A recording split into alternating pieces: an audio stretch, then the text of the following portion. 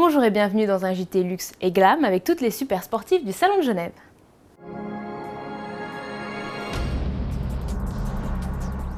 Qui dit salon automobile dit forcément supercar. Les Italiens ont suivi cet adage à Genève en présentant deux modèles en première mondiale, la Ferrari FF et la Lamborghini Aventador. Mais hormis leur couleur chaude, les deux modèles n'ont pas grand-chose en commun. L'Aventador est une guerrière, remplaçante de la Murcielago, elle emprunte à sa devancière quelques détails esthétiques, puisant le reste de son inspiration auprès de la Reventon.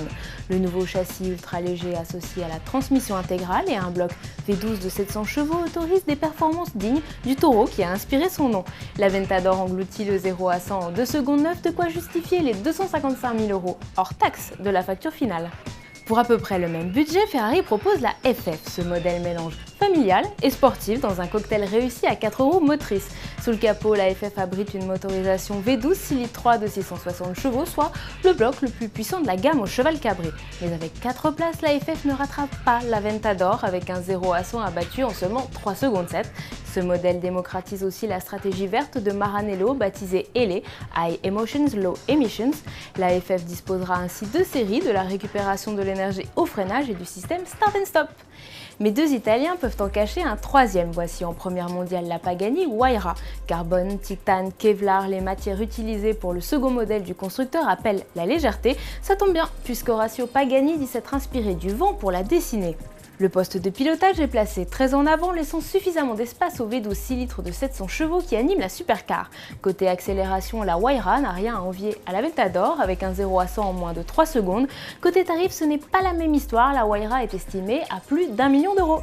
Sous les 3 secondes de 0 à 100, la Koenigsegg Agera R répond présente. Si côté ligne, cet exemplaire unique évoque la vitesse, sous le capot, la sportive dénote dans le panel genevois aperçu jusqu'à présent avec un V8 biturbo. Sa puissance de 1115 chevaux, mais finalement tout le monde d'accord, le tarif reste lui secret et c'est peut-être tant mieux. Chez Maserati, c'est l'élégance qui prime avec la Grand Cabrio Sport. Le constructeur a fait évoluer le modèle par rapport à la Grand Cabrio, le bouclier avant a été retouché, les freins et suspensions retravaillés et le moteur V8 4 litres 7 gagne 10 chevaux pour un total de 450. Du rouge profond, on passe au cuivre avec l'Aston Martin Virage. L'anglaise rappelle la DB9 pour l'esthétique et se place sous la DBS dans la gamme, un mélange d'élégance et de sportivité avec un nom sorti tout droit des années 90.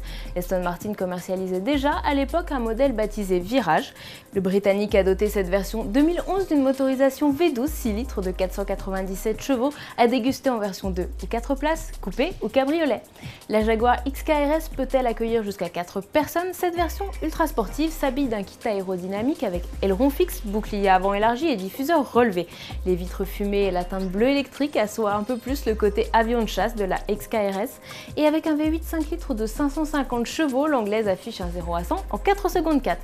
Allez, pour terminer cette visite grand luxe, une petite escale sur le stand Alfa Romeo avec l'une des surprises de ce salon, la 4C Concept. Petite cousine de la 8C Competition, la sportive en alu et carbone ne pèse que 850 kg pour 200 chevaux sous le capot grâce à la motorisation 4 cylindres 1750 turbo. Une gourmandise à savourer jusqu'au 13 mars à Genève et dès 2012 sur la route. Allez, bon week-end sur autoplus.fr.